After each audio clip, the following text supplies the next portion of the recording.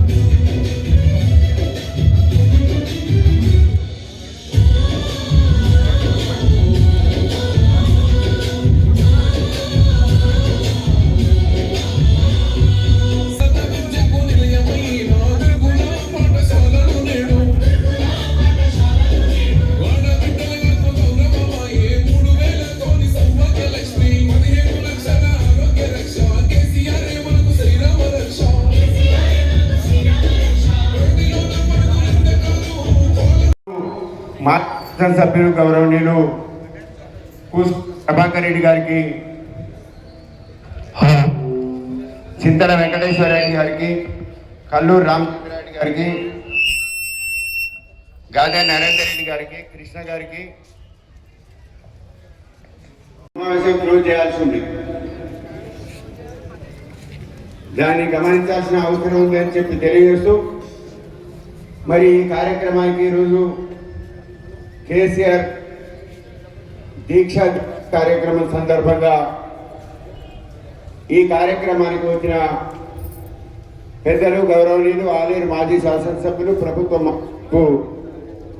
గొంగిడి సుల్తామహేందర్ రెడ్డి గారు, అట్లాగే శాసన మండలి మాజీ సభ్యులు మాజీ ప్రభుత్వ విప్పు పెద్దలు గౌరవనీయులు కన్న ప్రభాకర్ గారికి, భువనగిరి మాజీ శాసనసభ్యులు. ఇవాళ గ్రామాల్లో ఎన్నికలనే పండగ వాతావరణం ఉన్నా, ఎన్నికలనే హడావుడి ఉన్నా, కేసీఆర్ గారి త్యాగాన్ని, కేసీఆర్ గారి దీక్షని, కేసీఆర్ గారి తెగింపుని గుర్తు చేసుకుంటాం. ఎన్నికలు 5 ఏళ్ళకు ఒకసారి వస్తాయి, కానీ సర్పంచ్ అవకాశాలు సర్పంచ్గా పోటీ చేసేవాళ్ళు, వార్డు మెంబర్గా పోటీ చేసేవాళ్ళు అవకాశాలు మళ్ళీ వస్తుండొచ్చు, కానీ మా కేసీఆర్ గారి దీక్షనే ఇంపార్టెంట్ అని చెప్పేసి ఇక్కడికి వచ్చినటువంటి పెద్దలందరూ కూడా పేరు పేరున నమస్కారాలు తెలియజేస్తూ, నిజానికి ఎందుకంటే కింద ఏం చేస్తాను అప్పుడంటే మంచిది పెట్టిను ఇంటి కింద ఏం చేస్తూ,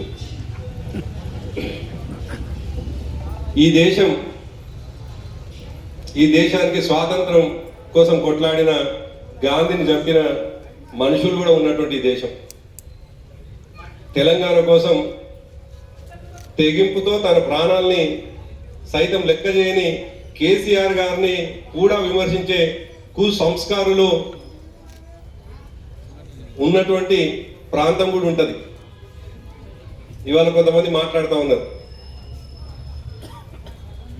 తెలంగాణ వస్తే ఏమొస్తుంది అని మాట్లాడినటువంటి వాళ్ళు ఇవాళ తెలంగాణ మన అనుభవంలో ఉన్నటువంటిది ఏందో ఒక్కసారి ఆలోచించుకుంటే, తెలంగాణ కోసం తెగింపుతో కొట్లాడినటువంటి కేసీఆర్ గారి తెగింపుని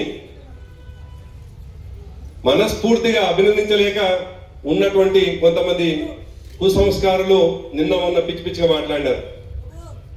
ఉద్యమంలో ఉన్నటువంటి వాళ్ళు కాదు, ఉద్యమ తెగింపు తెలిసినటువంటి వాళ్ళు కాదు, అసలు ఎందుకు తెలంగాణ కోసం కొట్లాడాల్సినటువంటి అవసరం వచ్చిందని కనీస పరిజ్ఞానం లేనటువంటి వాళ్ళు ఇవాళ నోటికి వచ్చినట్టుగా మాట్లాడుతూ ఉన్నారు. నిజమే, నవంబర్ 29 లేకపోతే డిసెంబర్ ఒక్కసారి ఆలోచించుకోవాల్సినటువంటి అవసరం ఉన్నది. తెలంగాణలో ఉన్నటువంటి వనరులు ఏముండే, తెలంగాణ వచ్చిన తర్వాత ఆ వనరులని అద్భుతంగా వినియోగించుకొని ఒక అద్భుతమైనటువంటి రాష్ట్రంగా ఎట్లా నిలబడమో మన కళ్ళ ముందు ఉన్నది, మన అనుభవంలో ఉన్నది. మీ అందరికి తెలుసు, తెలంగాణ ప్రాంతానికి ఉమ్మడి రాష్ట్రంలో ఏ ఒక్క రోజు కూడా ఉమ్మడి పాలకులు ఉమ్మడి రాష్ట్రంలో 18,000 కోట్ల బడ్జెట్ పెట్టినటువంటి సందర్భాలు ఉన్నాయి. 18,000 కోట్ల బడ్జెట్ ఎన్నడూ దాటలేదు. ఖర్చు పెట్టింది అంతా చెప్తే 11,000 కోట్లు ఎన్నడూ దాటలేదు ఉమ్మడి రాష్ట్రంలో తెలంగాణ ప్రాంతానికి నేను చెప్పేది. అదే తెలంగాణ రాష్ట్రం రాగానే మొట్టమొదటి ఓట్ ఆన్ అకౌంట్ బడ్జెట్, అంటే తెలంగాణ వస్తే ఏమొస్తుందని గతంలో చెప్పిన వాళ్ళకి కావచ్చు, తెలంగాణ వచ్చిన తర్వాత కేసీఆర్ గారి విజనరీలో తెలంగాణ రాష్ట్రం ఎట్లా అద్భుతం 95,000 కోట్లతో పెట్టుకున్నటువంటిది తెలంగాణ. అంటే తెలంగాణ సంపద ఉన్నది, తెలంగాణలో అన్ని వనరులు ఉన్నాయి, కానీ దోచుకోబడ్డాయి, తరలించబడ్డాయి అని చెప్పడానికి అదొక పెద్ద ఉదాహరణ. 95,000 కోట్ల ఓటాన్ బడ్జెట్ తో ప్రారంభమైనటువంటి మన తెలంగాణ చివరికి మనం దిగిపోయినప్పటికి కావచ్చు, అనివార్యంగా ఇప్పటి ప్రభుత్వం పెట్టేటువంటి బడ్జెట్ కావచ్చు 3 లక్షల కోట్లకు అటు ఇటుగా పోయింది. అంటేనే ఈ దేశంలోనే అతిపెద్ద రాష్ట్రాల్లో ఒక రాష్ట్రంగా ఇవాళ నిలబడ్డం అనేటువంటి విషయాన్ని, కొన్ని చిన్న దేశాలకైతే దేశం యొక్క బడ్జెట్ గా ఇవాళ తెలంగాణ రాష్ట్రం ఉన్నది, దేశం యొక్క బడ్జెట్ గా తెలంగాణ రాష్ట్రం కీర్తించబడుతుంది అనేటువంటి విషయాన్ని ఈ సందర్భంగా గుర్తు చేయదలుచుకున్నాను. గతంలో కల్లాల్లో ఉండేటువంటి వడ్ల కోసం పోరాటం చేయాల్సిన సందర్భాలు రాకపోవు, అంత ప్రొడక్టివిటీ లేకుండే. అసలు వరి సాగుబాటే కష్టంగా ఉన్నటువంటి పరిస్థితి ఉండే. ఇవాళ మనం గత 10 సంవత్సరాలుగా, దాదాపుగా 12 సంవత్సరాలుగా ప్రతిసారి కూడా ప్రతి వరి కోయగానే కంపల్సరీ మాది ఒట్లు కొనుగోలు చేయండి అని చెప్పేసి ఉద్యమాలు చేయటువంటి పరిస్థితి వచ్చింది. కారణం, తెలంగాణ వచ్చిన తర్వాత ఈ రాష్ట్రంలో దాదాపు 1 కోటి ఎకరాలకు నీళ్ళిచ్చేటువంటి లక్ష్యంతో కేసీఆర్ గారు ప్రారంభించినటువంటి యజ్ఞం ఫలించి, తద్వారా ఇవాళ ప్రతి గ్రామంలో కల్లాల్లో ఒడ్లున్నాయి, దాంతో సంపద సృష్టించబడ్డది. తెలంగాణ వస్తే ఏమొస్తుంది అన్నటువంటి వాళ్లకు కళ్ళ ముంద అనుభవం చాలా స్పష్టంగా కనిపిస్తున్నటువంటి సందర్భంలో ఎందుకు నిజానికి కేసీఆర్ గారు దీక్ష పోవాల్సి వచ్చింది, ఎందుకు కేసీఆర్ గారు ఆ రోజు తెగింపుతో చివరికి ఆ 11 రోజు దీక్ష 9వ రోజు నుండి మొదలుకుంది. 9వ రోజు నుండి ఎప్పుడు చనిపోతాడో తెలియనటువంటి ఆ వాతావరణం ఎందుకు వచ్చింది అనుకున్నప్పుడు 2001 నుండి 2014 వరకు అనేక రకాల అవమానాలు, కొన్ని సందర్భాల్లో అయితే పార్టీని చీల్చాలనేటువంటి సందర్భాలు ఉండే, కొన్ని సందర్భాల్లో అయితే కేసీఆర్ గారిని వ్యక్తిగతంగా అవమానించినటువంటి సందర్భాలు. 2009 వరకు అనేక రకాలుగా అవమానించినటువంటి సందర్భంలో చివరికి ఒక రోజు ఒకవైపు పోరాటం జరుగుతూ ఉంటే, ఒకవైపు తెగింపుతో తెలంగాణ ఉద్యమకారులు మా వనరులు మాకు కావాలి, మా సంపద మాకు కావాలి, మా రాష్ట్రం మాకు వస్తేనే ఇవన్నీ అయితే అని పోరాటం చేస్తూ ఉంటే, మా ఉద్యోగాలు మాకు కావాలని పోరాటం చేస్తూ ఉంటే, మరోవైపు హైదరాబాద్ ని ఫ్రీ జోన్ అని చెప్పేసి కళ్ళ ముందే ఉద్యోగాలు ఎత్తుకపోతామని అంటున్నటువంటి సందర్భంలో కేసీఆర్ గారు నా కళ్ళ ముందే తెలంగాణ నాశనం అయిపోతా ఉంటే, నా కళ్ళ ముందే ఉద్యోగాలు పోతే నేను బ్రతికేందుకు ఇక చావకైనా సిద్ధమే కానీ తెలంగాణకు నష్టం కానీ అని చెప్పేసి నవంబర్ 29 దీక్షకు ప్రారంభమైనారు. మొన్నెప్పుడో కార్యకర్తల సమావేశంలో బహుశా సునీత గారు మరొకరు చెప్తూ ఉండే, నిజమే, సరిగ్గా 2009 తర్వాత కేసీఆర్ గారితో పాటు నడవడానికి కూడా ఇష్టపడినటువంటి వాళ్ళు అనేక మంది కనిపించినారు. పార్టీతో మమేకమై పనిచేసిన వాళ్ళు కూడా 2009 ఎన్నికల్లో మనం ఓటమి చెందితే కేసీఆర్ గారిని అవమానించి ఈ పార్టీ అవసరం లేదు అని మాట్లాడినటువంటి వాళ్ళు, అంతెందుకు సాక్షాత్ అప్పటి ముఖ్యమంత్రి తల ఎక్కడ పెట్టుకుంటావు రాజేంద్ర, 10 సీట్లకే పరిమితమైనవు అని మాట్లాడినటువంటి వాళ్ళు, అన్ని అవమానాలు చూసినటువంటి సందర్భంలో కేసీఆర్ గారు తెగింపుతో ఒక నిర్ణయం తీసుకున్నప్పుడు, నా ప్రాణం పోయినా పర్వాలేదు నేను దీక్షకు ముందుకు పోతానని నిర్ణయం తీసుకున్నప్పుడు, ఇంతకుముందు సోదరి మొన్న చెప్పినట్టుగా అక్కడ ఉన్నటువంటి వాళ్ళందరం కూడా సార్ మీ ఆరోగ్యం సహకరించరు, మీ ఆరోగ్యం సహకరించక ఉన్న ఒక్క తెలంగాణ ఉద్యమకారిని పోగొట్టుకుంటే తెలంగాణ ఆగమవుతుంది, మీరు దీక్షకు పోవద్దు అని చెప్పేసి ఉన్నటువంటి వాళ్ళం అందరం కూడా కుటుంబ సభ్యులతో పాటు అందరం కూడా ఆయనని బతిలాడితే ఆయన అన్నటువంటి మాట, నేను దీక్ష తీసుకోవడం అనేటువంటిది నిర్ణయం అయిపోయినటువంటి అంశము.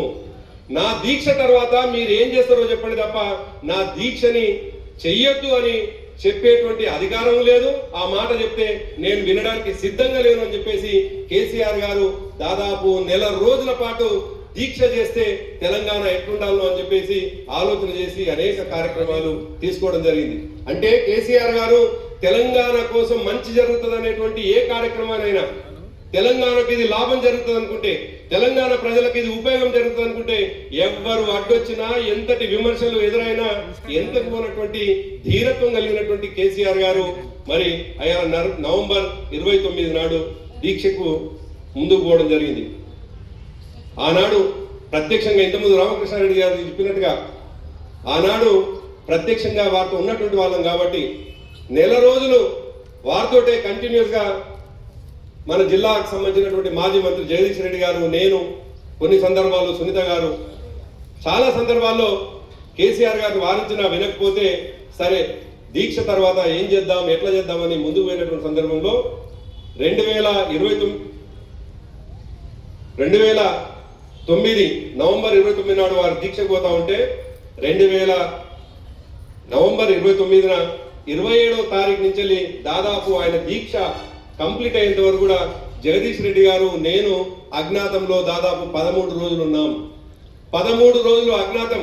ఒకవైపు కేసీఆర్ గారు చనిపోతున్నాడు, చనిపోయిండు అనే వార్తలు కూడా వస్తున్నటువంటి సందర్భంలో మా ఇళ్లకి వెళ్ళి ఫోన్లు వచ్చేటివి, ఇంకా మీరు అజ్ఞాతం నుండి ఏం పనులు చేస్తారు, ఆయన చనిపోయిండు అనేటువంటి వార్తలు వస్తా ఉన్నాయి, ఆయన ఆల్మోస్ట్ చనిపోయిండని టీవీలలో కూడా చెప్తా ఉన్నారు, చనిపోయిన వ్యక్తి కోసం ఇంకా మీరు అజ్ఞాతం నుండి చేసే పని ఏంది అని చెప్పేసి సందర్భాలు. ఈ అజ్ఞాతం అనేటువంటి మాట ఎందుకు చెప్తానో ఒక్క నిమిషం గుర్తు చేస్తాను. ఎందుకంటే దీక్షా దివస్ అనేటువంటిది కేసీఆర్ గారి దీక్ష తర్వాత ఏం జరిగిందని చెప్పుకోవడానికి ఏర్పాటు చేసుకున్నటువంటిది కాబట్టి సందర్భం ఎందుకు వచ్చిందంటే 2008 సెప్టెంబర్లో ల్యాంకో అనేటువంటి ఆఫీస్ మీద దాడి జరిగితే దాదాపు 300 మంది పోయి మూకుమ్మడిగా ఆనాడు ఒక తెలంగాణ ఉద్యమకారు మీద లగడపాటి రాజగోపాల్ కారెక్కిచ్చి ఆయన పారిపోతే ఆ ఉద్యమకారుడికి మద్దతుగా మేము ఆ రాజగోపాల్ ఆఫీస్ మీద కొంతమంది దాడి చేస్తున్నారని చెప్పేసి నేను జగదీష్ రెడ్డి గారు వెళ్ళి ఆపడానికి పోతే అప్పటికే ధ్వంసమైనటువంటి ఆఫీసు గుర్తుపట్టగలిగేటువంటి వాళ్ళం మేమే కాబట్టి మమ్మల్ని కొద్ది రోజులు అరెస్ట్ కాకుండా ఉండాలని మేము ఎక్కడికో బయటకు వెళ్తే తుంగభద్ర నది దగ్గర ఆనాటి పోలీసులు ఎంత నిర్బంధ కాండ ఉందో అని చెప్పడానికి నేను ఉదాహరణ చెప్తా ఉన్నాను. ఆనాటి పోలీసులు ఎక్కడో మేము తుంగభద్ర నది దగ్గర ఉంటే అరెస్ట్ చేసుకొని అర్ధరాత్రి పూట అరెస్ట్ చేసుకొని తీసుకొచ్చి దాదాపు 22 రోజుల పాటు జైల్లో వేసి 2008 సెప్టెంబర్ 29వ తారీఖు నాడు జైల్లో వేసి ఫోన్ల ద్వారా ట్రాక్ చేసి అరెస్ట్ చేసి తీసుకురావడం జరిగింది. అందుకోసం దాని కొనసాగింపుగా ఆ అనుభవంతో 2009లో ఫోన్లన్నీ పక్కకు పెట్టేసి అజ్ఞాతంలో డిసెంబర్ 11 వరకు, డిసెంబర్ 9 వరకు కూడా అజ్ఞాతంలో ఉన్నాం.